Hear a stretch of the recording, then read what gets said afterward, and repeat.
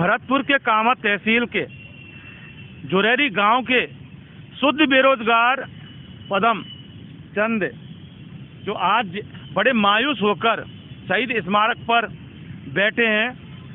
हालांकि अभी जब इनका इंटरव्यू चल रहा था तो कुछ गफलत में पुलिस वाले भी यहाँ आ चुके, जो यहाँ देख रेख करते हैं। उन्होंने समझा कोई धरने पर ये आदमी बैठे हैं, इनको परमिशन नहीं है। वो हालांकि हमने बोला कि ये धरने पर नहीं बैठे हैं, सिर्फ इनका इंटरव्यू ये ले रहे हैं। और चूँकि मामला बहुत सेंसिटिव जगह है और कोई आके कर इस तरह से बैठ जाता है तो बहुत सारे सवाल खड़े हो जाते हैं। बात करते हैं मुद्दे की। 1994 में भर्ती निकली, नौकरी 20 अप्रैल नौकरी लगी, ज्वाइनिंग लेटर जारी हुआ, चिट्ठी आ गई और वापस भी चली गई।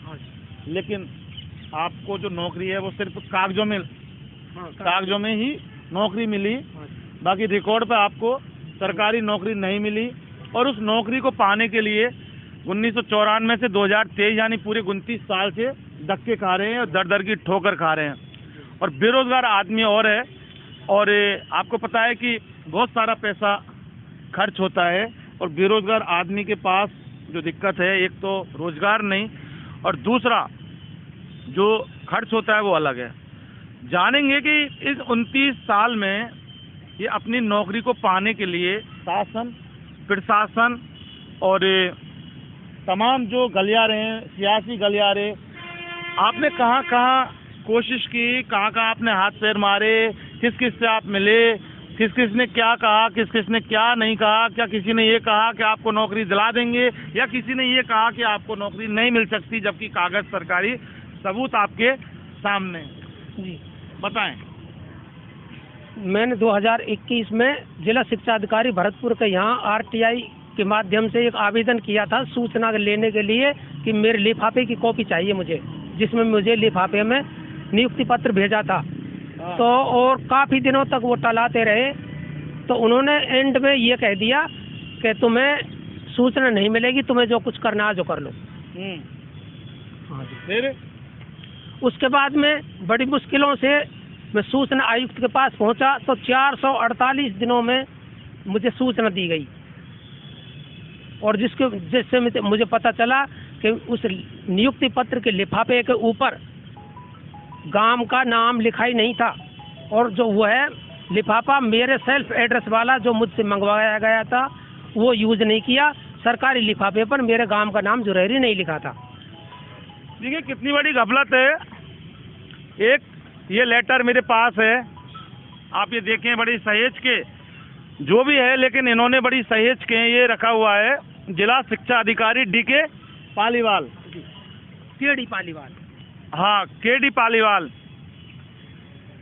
इन्होंने जब भी मामला ये था कि ज्वाइनिंग लेटर की चिट्ठी इनके गांव भेज दी, लेकिन वहाँ आप नहीं मिले, ये वापस आ गई थी। उसके बाद इन्होंने कुछ जानकारी चाहिए थी नियुक्ति पत्र की। पूर्ण जानकारी लेने के क्रम में नंबर 1 कार्यालय द्वारा प्रार्थी को नियुक्ति पत्र भेजने की तारीख, नंबर 2 कार्यालय द्वारा प्रार्थी को भेजे गए नियुक्ति पत्र का रजिस्ट्री क्रमांक, और नंबर 3 कार्यालय को प्राप्त रजिस्ट्री की वापसी का कारण। आपको सूचना नहीं दी साहब सूचना। उसके बाद आप लोक सूचना अधिकार के तहत गए और कितने दिनों में? 448। ये देखिए 448 दिनों में, यानी जुनून इतना है, हौसले इतने बुलंद हैं कि पीछा छोड़ने का सवाल ही नहीं है। और कानून पर भरोसा तो कम से कम आपको है। हाँ जी, आज भी है। तो ये देखिए भारत सरकार की सेवार्थ, ये एक सरकारी लिफाफा,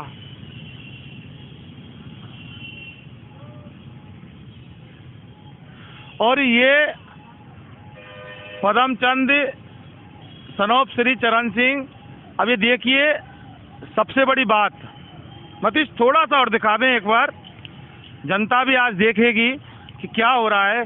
गांव जुरैरा, पोस्ट जुरैरा, तहसील कामा, भरतपुर।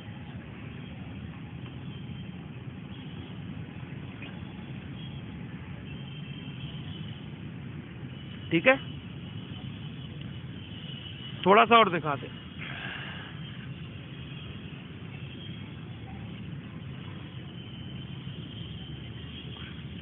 ये सबसे बड़ा इस चीज का सबूत है ये, यानी कि जब नौकरी का जो मामला होता है उसमें सेल्फ एड्रेस के कुछ लिफाफे मांगे जाते हैं। वो लिफाफे जब मांगे जाते हैं उनमें आपको नियुक्ति पत्र और साक्षात्कार के लिए तमाम तरह की जो लेटर्स हैं वो आदान प्रदान उसमें किए जाते हैं, यानी कि उन लेटर पे ही वो एड्रेस भेज देते हैं जो आपके हस्तलिखित होते हैं। लेकिन यहाँ भारत सरकार की सेवार्थ यानी सरकारी पन्ने में, सरकारी लिफाफे में ये भेजा था और इसमें कहीं इनके गांव का नाम जुरेरी नहीं लिखा, जबकि इनके गांव का नाम जुरेरी है। और वाकई जब अगर ये गांव जुरेरा भेजेंगे, पोस्ट जुरेरा भेजेंगे, तो कोई जुरेरी का रहने वाला आदमी को अगर जुरेरा गांव में कोई चिट्ठी भेजी जाएगी तो वाकई मिलने का सवाल तो पैदा ही नहीं होता। और इस तरह से ये जब लिफाफा इन्होंने आरटीआई के तहत मांगा 448 दिनों में, और वो भी सेकंड अपील सूचना आयोग के मार्फत इनको ये मिला, तो आप देख सकते हैं। और उसके बाद एक पन्ना और दिखाएंगे आपको, ये क्या है आपके हाथ में, ये पोस्टमैन का हुआ है शपथ पत्र। पोस्टमैन का शपथ पत्र है। ये ज्ञानचंद शर्मा, इन्होंने राजस्थान हाईकोर्ट में बाकायदा शपथ पत्र दिया था जब इनका केस चला था, और इन्होंने लिखा है कि यह कि मैं डाका शाखा डाकघर पाई जुरेरा के पोस्टमैन के पद पर कार्यरत हूँ। ग्राम पाई उप डाकघर जुरेरा में है। ग्राम पाई में आने वाली डाक पहले उप डाकघर जुरेरा में आती है, फिर उस डाक को मैं जुरेरा से पाई लाता हूँ। ग्राम जुरेरी शाखा डाकघर पाई के अंतर्गत आता है।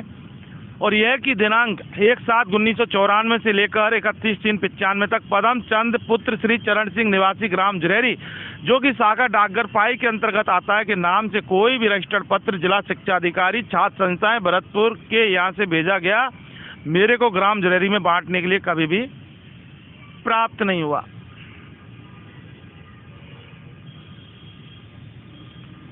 यानी कि यहीं से इनकी कहानी के उल्टे दिन शुरू हो गए थे। और सवाल ये है कि आपकी नौकरी के स्थान पर किसी दूसरे को लगा दिया। अगली मेरी वरीयता क्रमांक 2 को लगा दिया था, रमेश कुमार पुत्र सोनलाल, ग्राम औ, तहसील डीग, जिला भरतपुर। यानी कि वरीयता क्रमांक 1 नंबर मेरिट था इनका, लेकिन लगा दिया 2 नंबर मेरिट को। और सारा जो खेल हुआ है वो रमेश कुमार जो 2 नंबर के मेरिट पर जिनको आया था उसको लगाने के लिए सारा ये बहुत बड़ा भ्रष्टाचार का जो झोल है ये सामने निकल कर आ रहा है। आप ये देखें कि हम नहीं बोल रहे, ये साफ सरकारी पन्ने बोल रहे हैं। सवाल ये है कि भ्रष्टाचार की परतें खुल तो गई, लेकिन कार्रवाई उन अधिकारियों पर, उन सरकारी मुलाजिमों पर कब होगी, और ऐसे शुद्ध बेरोजगार आदमी को इसकी नौकरी और इसका हक अधिकार कब मिलेगा। रिटायरमेंट की उम्र तो आ गई, 59 साल के हो गए हैं, और 1 साल बाद 60 साल के हो जाएंगे, और पेंशन तो बहुत दूर की बात है। सवाल ये है कि आज भी दर दर की ठोकर खा रहे हैं कि सरकार को नहीं दिखता अशोक गहलोत की सरकार है। सीधा सवाल मेरा अशोक गहलोत सरकार से, ये सारे तमाम ये वो सबूत है, ये वो दस्तावेज हैं जो ये साबित कर रहे हैं, ये चीख कर चिल्ला रहे हैं कि ये सिर्फ पदम चंद की नौकरी के ये दस्तावेज हैं और उन गफलत के दस्तावेज हैं। आखिर गफलत सरकार के प्रशासन के सरकारी कर्मचारियों ने की, अधिकारियों ने अगर गफलत की तो उसकी सजा आखिर ये क्यों भुगत रहे हैं, कौन इसका जवाबदेही है और कौन इसका जिम्मेदार है, आगे आने वाला वक्त बताएगा। लेकिन सबसे बड़ा सवाल यही है कि आज ये लटका हुआ चेहरा बुजुर्ग हो चुका है, इसके भी बच्चे हैं, और पूरी जिंदगी इसका जीवन खराब कर दिया इन सरकारी मुलाजिमों ने। और ये पूरा मिली भगत का जो खेल हुआ है ये वाकई इस राजस्थान में भ्रष्टाचार की ओर साफ संकेत करता है कि राजस्थान में वाकई भ्रष्टाचार की जड़ें इतनी गहरी हो चुकी हैं कि एक आदमी की नौकरी लगती है उसकी जगह पर किस तरह से दूसरे आदमी को नौकरी लगा दिया जाता है और जो मूल नौकरी वाला व्यक्ति होता है वो पूरा जीवन खराब करके दर दर की ठोकर खा रहा होता है। लेकिन सरकार की आंखें नहीं खुलती, प्रशासन की आंखें नहीं खुलती। और सबसे बड़ा चीज़ ये भी एक सवाल है कि उल जलूल उल्टी सीधी दलीलें देते रहते हैं, लेकिन जब कानून के आंकड़ों में और कानून के जब पन्ने निकाले जाते हैं तो उसमें साफ फंसते हुए नजर आते हैं। शहीद स्मारक से मतीश पारिक के साथ इन्वेस्टिगेशन मीडिया के लिए मैं जितेंद्र शर्मा।